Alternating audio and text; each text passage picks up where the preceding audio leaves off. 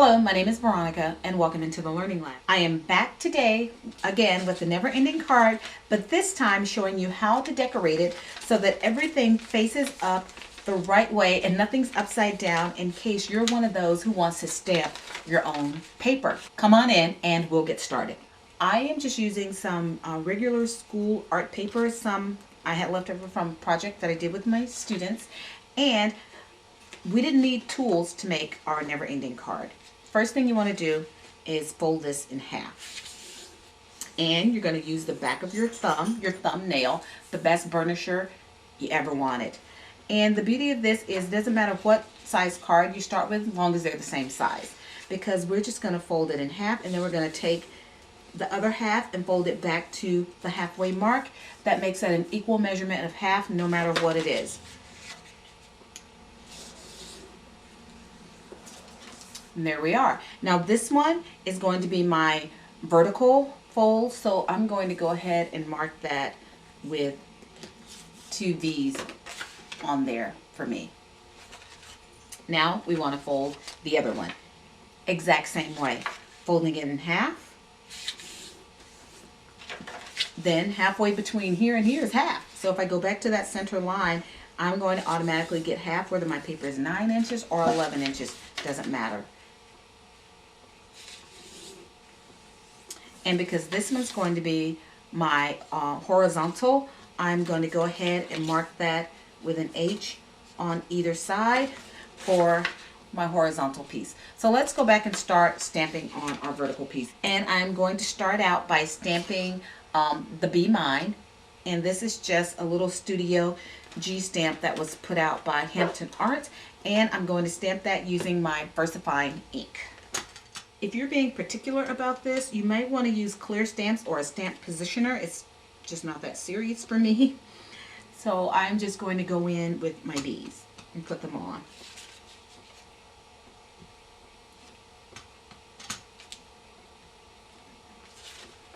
We'll go over to the other side.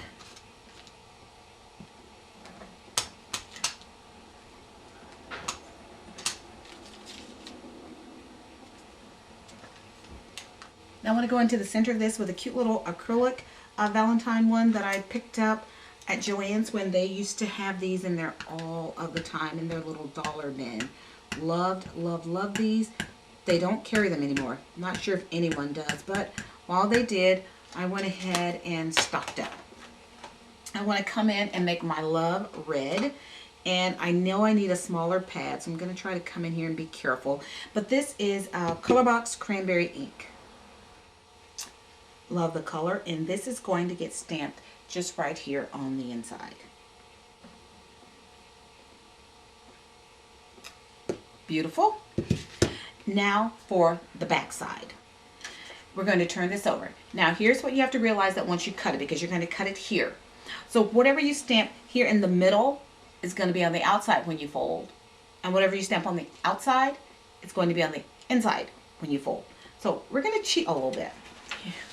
And we're just going to take this, face up the way we had it, fold it like this.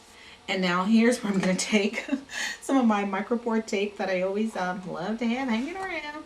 And we're just going to tape this down and closed. So now what I want to do is take another one of those little acrylic stamps, and it says, "All you need is love." And again, just kind of eyeballing where this is going to be, I'm going to stamp this right in the middle. Yeah, I went off a little bit. Not quite middle, but it's okay. It's there and it's lovely.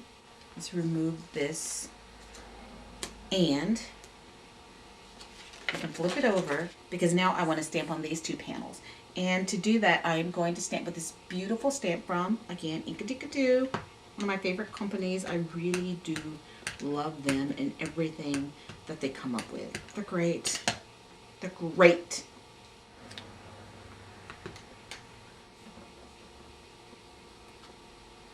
This is our vertical. Now we need to go to our horizontal piece of paper.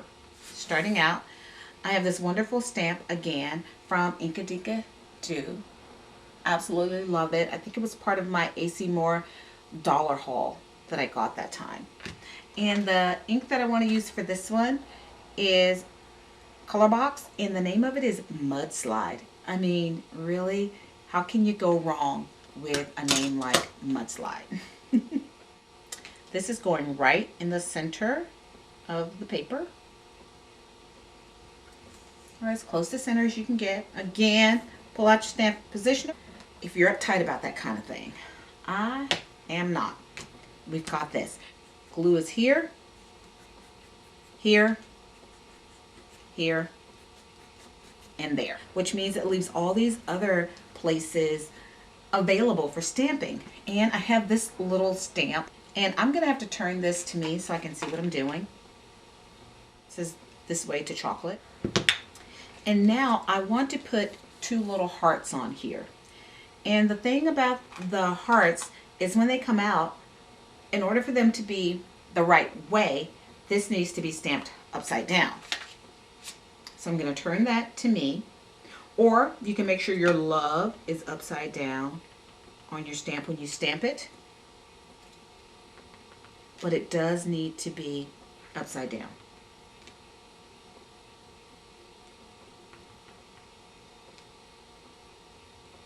So now here is this side of your card, and this is the middle piece on the inside. When you first fold back, that's where you're going to see is this quote. Now we want to go to the back side of this card, and you can flip it over just like that, and we're going to stamp, but I do need this to be upside down. So when you're looking, it should be upside down. I'm going to go ahead and erase these H's.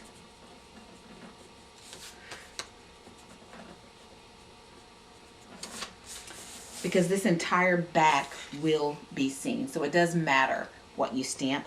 And for the back, I'm going to use this one called I'm Stuck on You. And it is a Craft Smart stamp from Michaels. And I'm using one of the first ink pads I think that I ever bought. And it's a Colorbox Pedal Point one. Love this, and the inks are still juicy for me, so yeah, no complaints from me. I'm just going to bring in a piece of scratch paper and put my little Stuck on You guy all the way down the sides of the panel.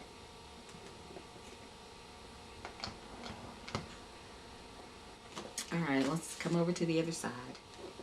Not done with him yet. I want to do the same technique that I did on the other card. And then I'm going to take this, I'm going to fold it together to make it meet in the center. Also another good time to do a little bit of burnishing. Bring back in that micropore tape, and then I want to stamp a quote here. And this one, you guys know who I love. Inkadikadoo, the most important person in the world is you. I thought about using this one. They lived happily ever after, and then they had to go to work, which I think would be cute there, but we'll go ahead and go with this one. And I am using the Cranberry Colorbox ink on this. Making sure this doesn't overlap. Right there in the middle. Press that down. There you go. So let's take this off, open it back, and now I want to put a couple of more of the little porcupines in there.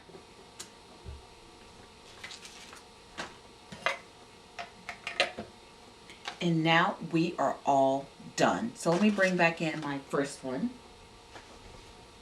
which is this, and this one. Now, to put these together, I want to take this, turn it right side up.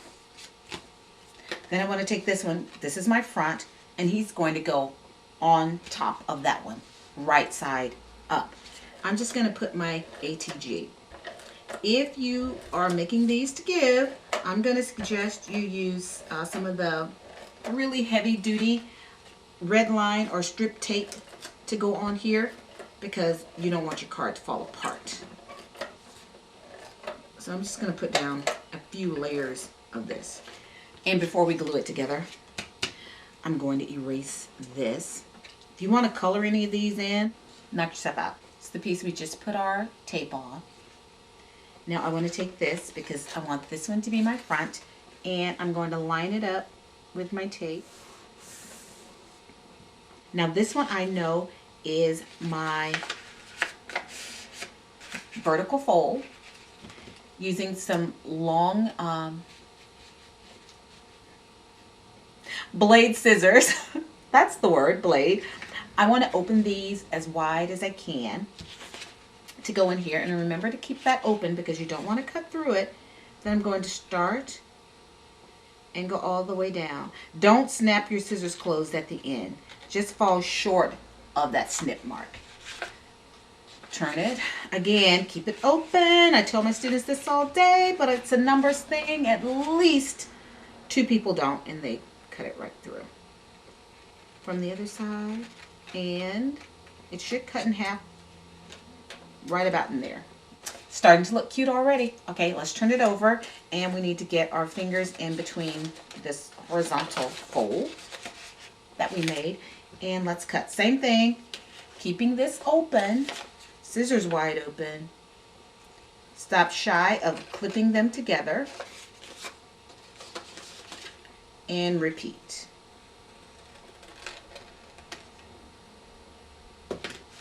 Now, my friends, you've got your never-ending card all stamped out. Now we've got to get our folds going. So we're going to open this like this, but these underneath have to fold together. So we're going to make this meet in the center down here. But because you've got these score lines on the side, you need to make sure these come down to your score line. So when I'm pressing this out, I want to make sure I'm going out to those lines that I made at the 1/4 and 3/4 mark when I first did my card. And again, using that perfect tool to burnish. And let's go do the other side. And here, make sure your words are lined up. Doesn't matter where it goes. We just want to make sure these meet each other. And as I tell my students, if you come from the center and go out, you're going to have better success. Pushes all the air to one side. So we turn this, same thing. We're going to press down, and I'm trying to go up to that 1/4 mark. Just want to make sure my stamp lines up. Doesn't matter if it makes that 1/4 mark or not. Because if the first one did, this one has no choice but to fall in line with it. And there you are. Now this is why it was important to stamp those loves upside down on the other one, because now they're right side up. All you need is love, and you have your cute little floral stamp on the side. And then the most important person in the world is you. And that landed right in the center. And when you flip it one more time, you're back where you started. Pretty cool. Thank you for joining me in the lab today. Please be sure to check out my blog for more information and projects that don't normally get posted to YouTube. And what I will do is take these and photograph them and upload them to my blog, so you will have the placement to refer to or to save the picture to your hard drive of where to stamp, so that your never-ending card is truly never ending. Until then,